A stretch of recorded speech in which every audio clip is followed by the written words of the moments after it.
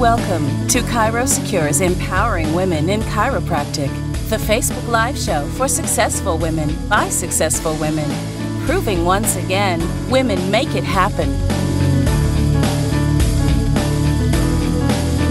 Join us each week as we bring you the best in business growth, practice management, social media marketing, networking, leadership, and lots more.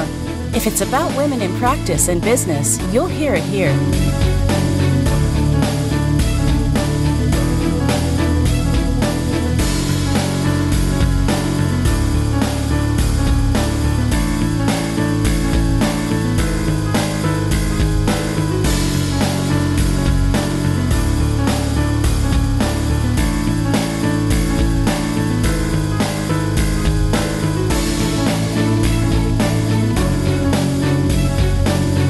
Now join today's host, Dr. Cathy Wendland Colby, as she talks leadership, community, and juggling it all.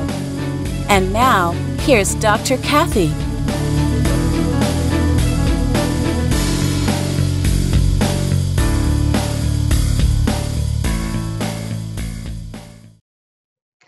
Hello, and welcome to today's episode of Empowering Women in Chiropractic, brought to you by ChiroSecure.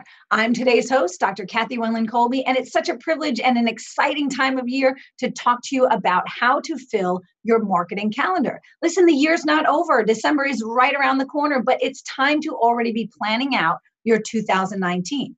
So I want you to just take a brief second, and I want you to think back over this past year. Did you hit your goals? Did you have the number of new patients coming in every week, every month, every quarter, or this year that you were hoping to have? And did those new patients actually stay committed to your office, or were they just on a merry-go-round in the front door and out the back door, in the front door and out the back door? What happened this year? Take mental note of it, because if you don't have a good mental note and a good picture of what happened, it's really hard to plan for the next year creatively and effectively. So I want you to take the time during this next weekend to look at where you are. How did your new patients find you? How did they end up coming into your office? Did they stay with you? Were they consistently coming in? Or did you have that steady stream of new patients that just disappeared and went out the back door? And then once you figure out those people that actually stayed in your office, where did they come from? What events did you do? What promotions did you do? Did you write an article in a local newspaper? Did you do Facebook videos and Facebook Lives? Did you do any kind of social media marketing? Were you out in your community, or did you do patient appreciation events right there in your own office? So find the events that work the best to attract the people that really stayed with you, and then do more of those.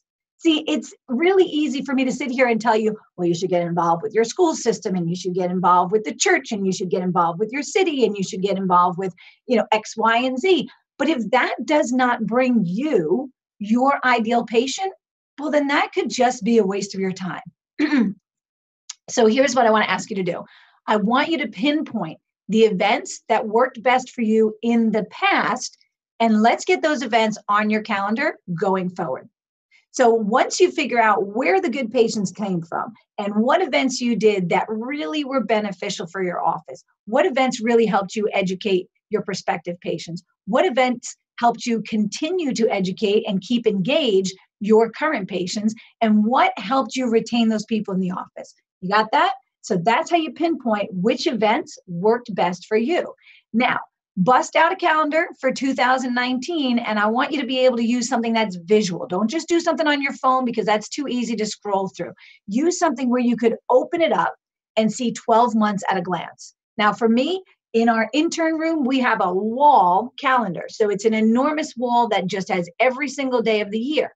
On that calendar, you're going to want to mark off your must-dos. So let's say there was a spring festival that worked really well for you last year. That should be the first thing that goes on your calendar. If there was a certain day that you did a patient appreciation event, and that really helped not only keep your current patients engaged, but enable them to bring in their referrals, their family, their friends, then you want to put that on your calendar right away. And while you're doing this, think about spacing them out. You don't want to do 7 events in 5 days and overload your office, overload your systems, have too many people coming in, and then not have the time, the energy, the effort, or the team to process them and lose them, right? You want to space them out. So look at your calendar, figure out what are the must-do events that you did last year that worked really well, and throw those up on the calendar first. Then put any of your internal marketing that you know worked really, really well. Let's say it's a January event. You might want to do a new year, new you goal setting workshop. I do one every year. As a matter of fact, I teach doctors how to do it, and I teach professionals how to do it for themselves. Because if you do that for your patients, let me tell you something, it's going to get them in your door because they want to have a healthy start to the new year, and they should incorporate chiropractic as part of that healthy start. Listen, if you're watching us live, I want you to go ahead and drop a 1 down in the comment section to let us know that you're watching us live, or put your name down, tell us where you're watching from, and let us know, because we love to connect with everybody here on Facebook, but also on YouTube, and we're on Periscope. So if you're watching us on Periscope or YouTube, hey there, happy to have you. Listen, I want you to start filling your calendar, because when you have your calendar full in advance, it takes a lot of stress off of you. And you know the stress I'm talking about, like that I got to get new patients and I got to keep people coming in and they're not showing up. And what do we do? And oh my gosh, my numbers are going down. No way. You don't want to be in that situation for 2019. If you were there for 2018, you know what I mean. You don't want a repeat of that. So let's make it a fantastic year, better than this year was. Even if this year was great, we can always do better. Let's make it a fantastic year by planning it out.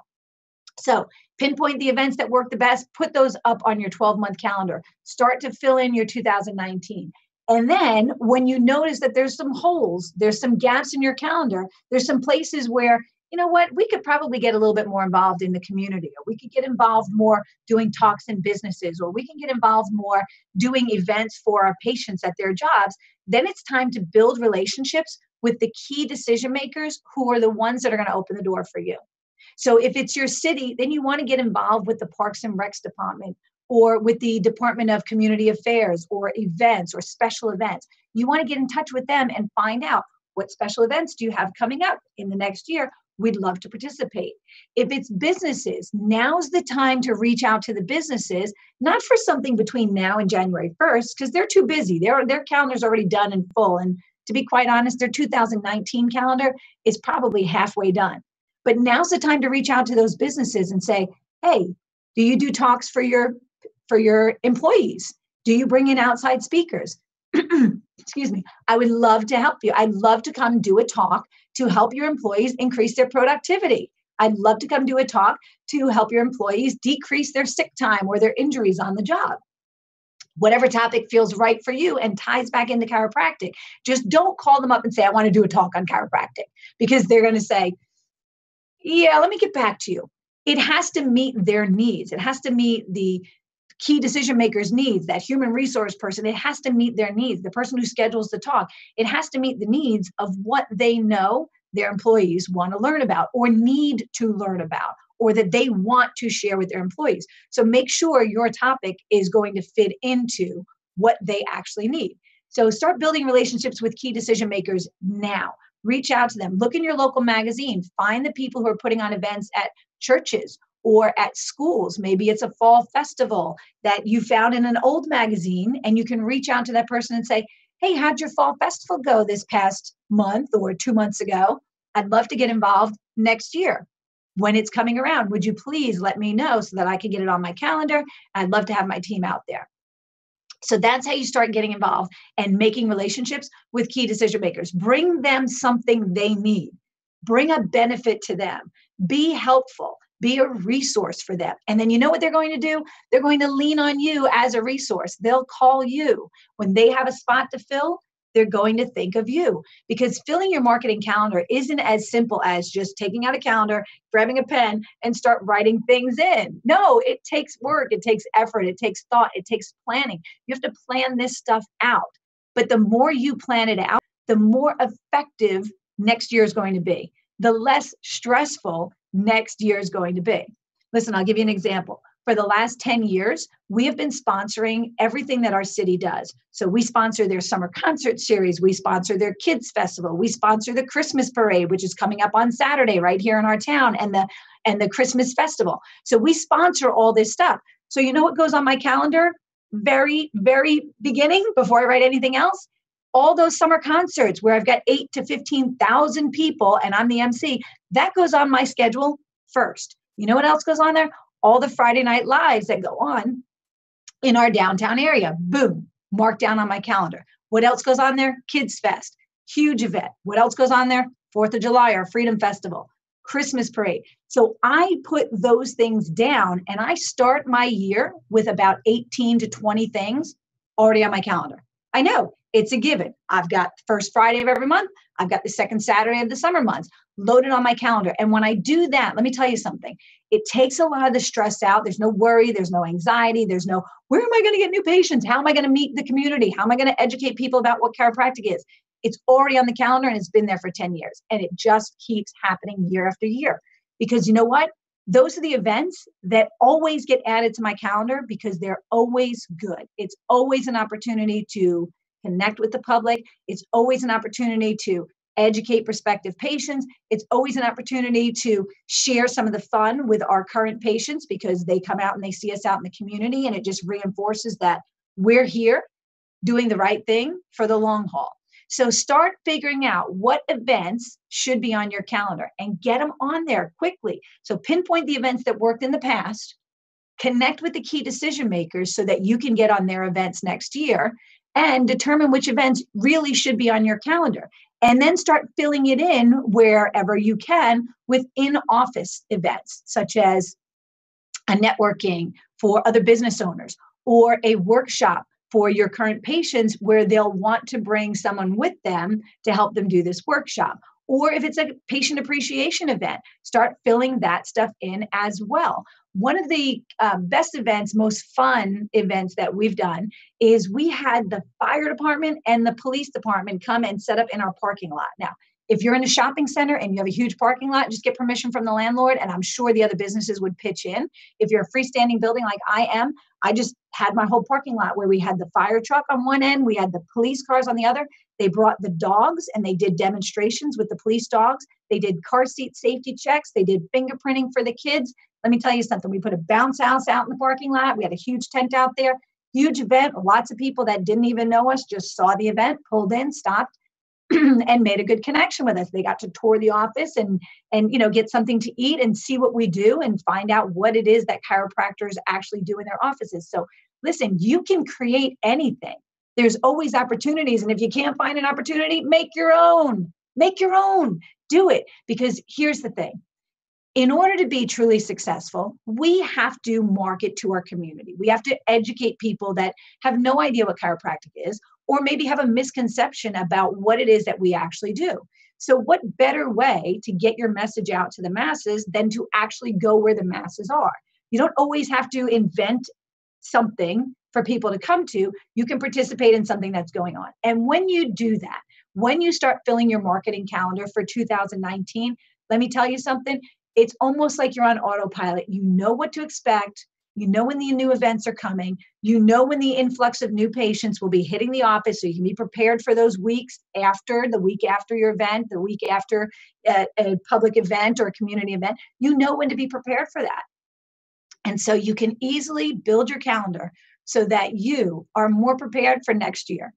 Excuse me, whether 2018 was your best year yet or not so good, let's make 2019 even better. If this was your best year yet, we're going to make 2019 even better. If this was your most stressful year, which some of you have told me that it was, then let's make 2019 less stressful, more fun, more engaging, and create greater opportunities to get out there and connect with the people so that they can connect with your office and they can be attracted to you.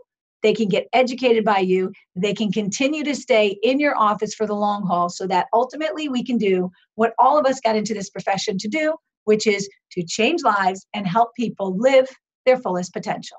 So thank you so much for joining us today on Empowering Women in Chiropractic. Thank you so much to ChiroSecure for supporting and promoting and presenting these programs so that all of us in this profession can learn and grow together and strengthen the profession and give power to the message that we're all sharing so that we can ultimately help more people. Now, join us back on December 13th with the fabulous Dr. Julie McLaughlin as she shares on our next episode of Empowering Women in Chiropractic.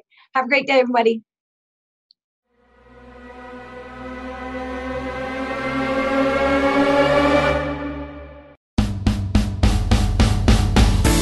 Join us each week as we bring you the best in business growth, practice management, social media marketing, networking, leadership, and lots more. If it's about women in practice and business, you'll hear it here.